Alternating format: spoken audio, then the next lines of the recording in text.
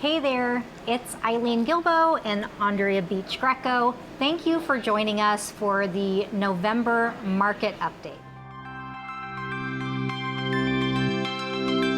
Welcome once again to Vintner Grill for this market update.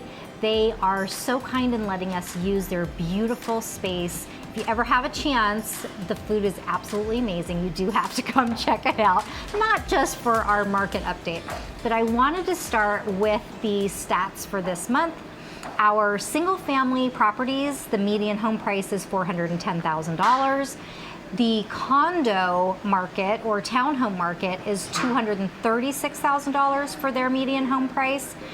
And there's between like a 7 month and a 0.7 month and a 1.1 month inventory, which still makes it a crazy seller's market. Lots of, yeah.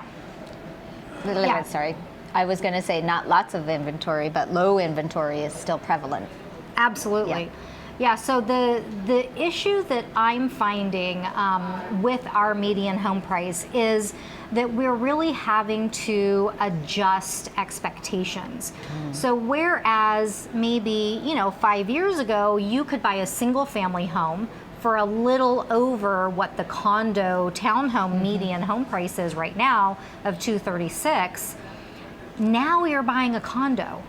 Now you are living in multifamily housing, which it's not a bad thing. You still have the opportunity to own a home.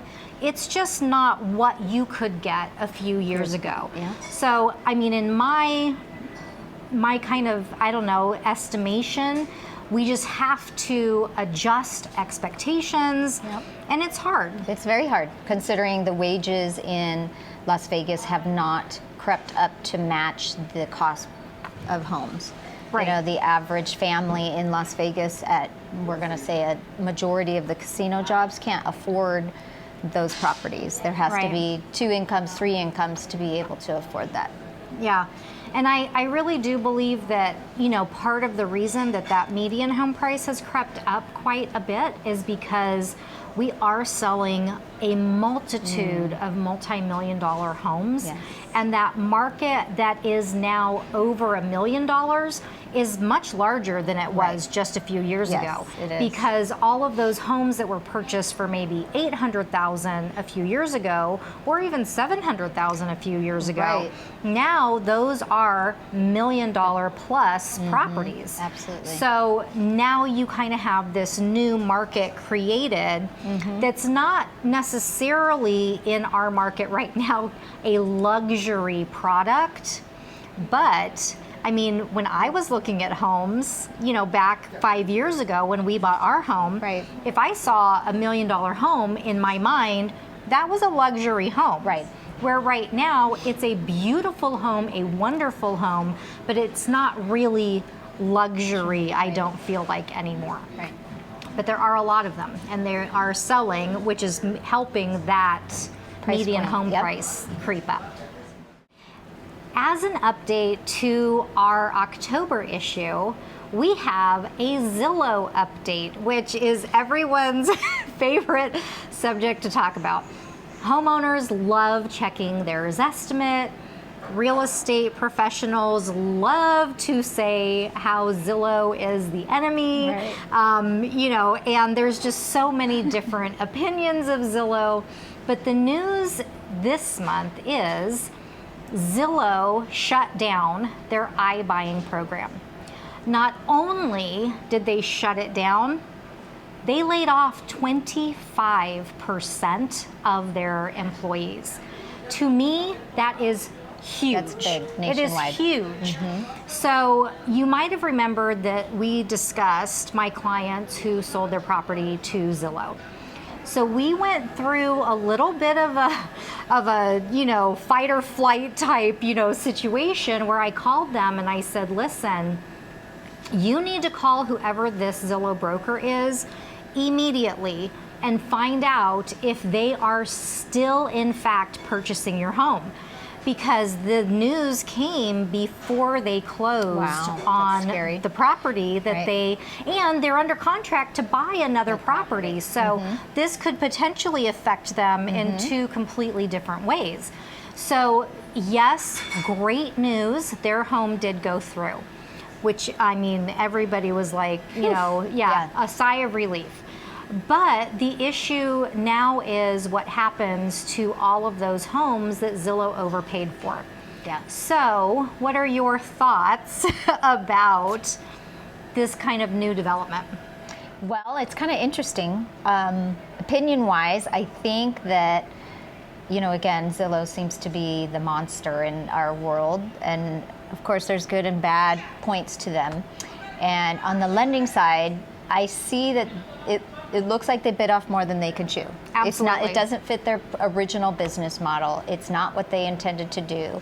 And I think they didn't realize by being a quote iBuyer and stepping in to buy all of these properties to rehab to flip, isn't profitable enough for them. However, there's speculation. There was other intentions for them and with their data collection and what they were trying to do. Yeah. So you know, it's interesting how this will unfold, but I think that it enhances the need for showing why we need real estate agent professionals like yourself. Right. And why it's important for you to have an advocate and a person that is on your side, on your team like you, as a real estate agent in the market, in the local economy, knowing what's going on, because you can advise them on the best strategy and how to go forward. Yeah, I mean, and here's the thing. Zillow came into the market and they offered a product that actually worked pretty well. Yeah. I mean, they aggregated all of the information from multiple MLSs around the nation. And they made that user interface much more friendly than some of our local MLS feeds. Right.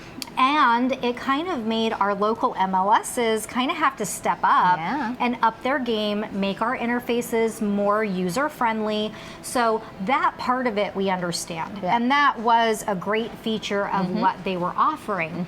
But if you've ever looked at what they call a Zestimate, which is their Zillow estimate of value for a home, you might notice that they're all over the place. Yeah, they are. I mean, even before they started this iBuyer or instant buyer platform that they were using, that is what they were kind of known for, was giving those Zestimates. So their AI, or, you know, their algorithm that led them to say, yes, we can pay this for this and achieve this outcome, really failed them.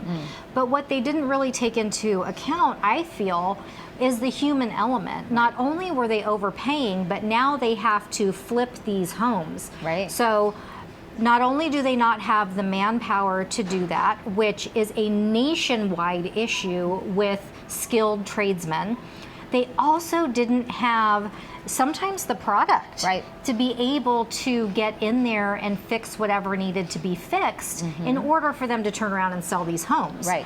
So, I mean, just supply chain issues, which nationwide, even the best new home builders have been facing issues with.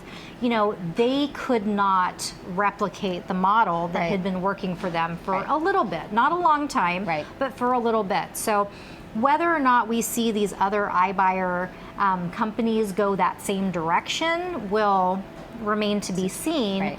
But as for now, Zillow is out of that iBuyer game, and they still can't replace humans, you know, boots on the ground. And like I was referenced the other day, that there is a gentleman who has a blog all about, you know, the real estate industry and that kind of stuff. I believe he renamed his blog Zillow Can't Smell the Cat. So that is, you know, another aspect of when you're not walking through these properties, when you are not seeing the condition of these homes, how can you give an actual, you know, price point that you think that house is going to sell for? Yeah. I agree. So this remains to be on our radar to keep you informed of, and we'll let you know next time there's an update with Zillow. Okay, so here's another one I have been running into lately is I have clients who have sold properties mostly in other states. Right. And they come to Las Vegas with, I guess I'll just phrase it, you know, like when I was growing up, they come to Las Vegas with a truck full of cash and they are looking to buy a home. Sometimes because I am in the 50 and over community, when I was growing up, you heard cash is king or cash is queen. Right. And that was the end all be all of if you're gonna buy something, cash reigns over everything. Right. Do you feel that that is still the case today? No, because I think you've experienced that when you're purchasing real estate with cash, if you and I both agree that I want a bargain, I want a discount because I'm paying this off in full in cash, so I'm expecting the seller to give me a discount, which I think is the struggle that you're having with your buyers. Right. With comparing a cash offer versus a financed offer. Because Right. on a financed offer, I can offer you more money as a seller because I have that leverage, whereas cash, that's all I got. So is that what you're seeing? Well, so and I'm seeing that they are looking at it as if you're taking all the guesswork out if you pay cash. If you're financing, there's still kind of a little bit of a what if scenario where if it doesn't appraise or, you know, just other things happen where now that deal does not go through. So I feel like they are seeing it as cash is here it is, you can see it, it's here for the taking. But what I'm experiencing, even with my own clients who are selling properties, they would rather take the chance on a higher financed offer than to take the sure deal cash. Do you think that that is because of kind of the generation that we're, not only that we're bringing up, but that we're experiencing ourselves? I mean, I can't tell you the last time I had cash in my wallet. Right. No, I agree. I think that, you know, the younger generation, they only know plastic. They only know to scan on my phone, here's my code or my Apple Pay. And unfortunately, you say cash and they look at you like you have three heads, right? And they're not sure even what other than learning in school, what the dollar bills look like. So I think that terminology, cash is king, is kind of fading away. Yeah. And again, with you and I being in the business that we're at, leverage is more important to be able, yes, you need cash, but I think that cash, as we reference it, is more likely to relate to assets. Right. Not necessarily cash, I'm gonna pay for everything, because here's an example. Let's say you buy your property cash and you're living in this home and now you're retired on a fixed income. Well, that's great, you have a property that's paid off, but you're on a fixed income. So where is all your assets? It's locked up in that house. And if you get sick or you need something, you can't tap into that money. Right. Yes, you have a beautiful home and it's worth X amount of dollars, but you can't get to it. Right. Which is now why leverage is super important going forward. And I think it's a mindset. I think it's a generational mindset where I still believe you need cash, meaning assets, but as far as if you can leverage and have it make sense, then that is, you know, the future of how you should be investing in with your portfolio. Right, and that is, you know, especially with interest rates still being so low, and I know everyone is freaking out, oh my gosh, they might go up to 3%. Still, I mean, if they went up to 4%, if they went up to 5%, that is still so much less than we've ever paid historically. Ever to get a loan for a property. I mean, it is just crazy. But that's still also why you really do, speaking of leverage, have to leverage a good mortgage professional, because they can take a lot of that guesswork out of the transaction by getting you prepared to get this loan, making sure that everything is in place, making sure that you qualify, you know, guiding you in a way where it takes the guesswork out of if that house is going to appraise or not, if you actually qualify. And the same thing with real estate professionals. You have to know somebody who can say, yes, you could pay X amount of dollars for this home, but the comps are down here, the price you're willing to pay is here. Do you have the cash in between to bridge that gap? So there's a lot of conversations that go into this process, you know, and unfortunately, sellers right now are not motivated by that cash deal, especially if it's lower than what they're getting for financing. So it really is a larger conversation that you need to have with professionals in the industry so that you do have that leverage to be able to make either your cash offer or your financed offer just be the best offer that you can submit. Right. And then I do know also that right now I would never recommend someone pay cash and not get a loan if you could. Right. I know there's, you know, instances where you do have the cash and you don't qualify for a loan. That's a whole different scenario. Right. But I do believe that if you have the ability to get a loan, especially in times like this where inflation is going up and things are getting more expensive, keep that cash in the bank. Keep it in stocks. Keep it in wherever it is going to grow you more money. That is honestly my, you know, best advice that I could give for people looking to pay cash for a house. Yeah, and I totally agree with that.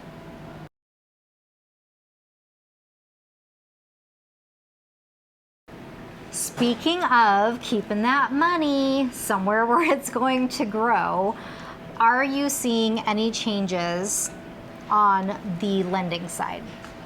Well, one of the biggest things is recently the Fed met and they discussed what they call tapering. And what that means to the general public is that through pandemic and prior to, they purchase mortgage-backed securities at about $15 billion a month. So they're doing that to keep interest rates low, keep the economy flowing, and they announced recently that they're stopping that, a rephrase. They're lowering the amount that they're borrowing. So as we go through the next 8 months, they're tapering in how much they buy. Will we see significant changes? Probably not. And they predict there'll be about 6 rate hikes between now and 2024. What that translates to is most people think when the Fed hikes rates, interest rates rise. Usually we find that's opposite, which is kind of interesting. So we shall see how these, quote, rate hikes proceed forward. The idea here is to curb inflation. And inflation, as you and I discussed, is prevalent. And the biggest example people have seen is how much things cost, how much your milk costs, how much your gas costs. Right. Because this time last year, they said gas was about $1 cheaper. And I don't know about you. I'm feeling that. I don't have an electric car, and I feel that too. So it's kind of interesting how inflation translates into our world. And unless you're paying attention, you don't realize it. So, okay, so I guess my follow-up question to that would be, if rates are going to lower, how long do you have to wait? Like, let's just say I refinanced last year because rates lowered. Well, what if they lower again lower than what my interest rate is now? How long do I have to wait before I can refinance again? There isn't a waiting time. There's only certain circumstances that cause a wait period. My recommendation is run the numbers. Does it make sense? Because just because the rate's lower doesn't mean we're going to save you oodles of money, because there's closing costs involved. So that's where we go crunch the numbers and talk about what's your strategy? What are you doing this for? Maybe there's debt we need to pay off. Maybe we couldn't do that before. Right. So there's pros and cons, and every situation's unique. But yes, there isn't a waiting period. So if you got a low rate last year and you're like, wow, rates are down again, does this make sense? There, you can refinance at any time. All right. So we are here to make your life easier. Whether that's buying a home, selling a home, buying an investment property, parking your money in some kind of vehicle that is going to allow you to build wealth, that is what we are here for. So there is no stupid question. Whatever the question is, if you have special circumstances, you have a scenario that you want to run by either one of us, we offer those types of consultations because ultimately we want you to thrive in this real estate industry so that you have something to pass on to whoever you want to pass it on to. If that's family, if that's a charity that you believe in, if that's a college that you support. I mean, whatever that looks like to you, we want to help you make that happen. So we believe that that can be done through real estate. Absolutely. We want to thank you so much for joining us for these monthly market updates. We really do feel like it's so important just to keep you informed of what's happening locally, and when there are national happenings, we also want to keep you informed about those. So if you like this content and if you're looking for more of it, please subscribe to this channel. We will keep you updated with all things real estate in Las Vegas, and we look forward to seeing you the next time.